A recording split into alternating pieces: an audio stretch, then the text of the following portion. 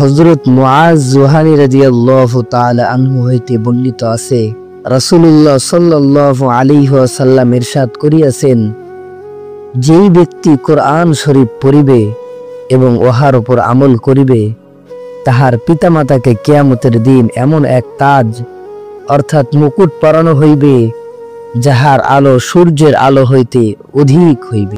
অতএব যদি সেই সূর্য তোমাদের ঘরের ভিতর উদয় হয়, তবে উহা যে পরিমাণে আলো ছড়াইবে, সেই তাজের আলো উহা হইতে অধিক হইবে। তবে সেই ব্যক্তি সম্পর্কে তোমাদের কি ধারণা, যে স্বয়ং কোরআন শরীফের উপর আমল করিয়াছে?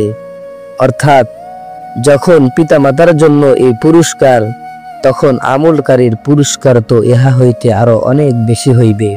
আমরা শুধু দুনিয়ার পুরস্কারের প্রতি, দুনিয়ার পুরস্কারের জন্য আমরা অনেক কিছু করতে পারি, কিন্তু আখিরাতের পুরস্কারের জন্য আমরা কিছুই করতে পারি না।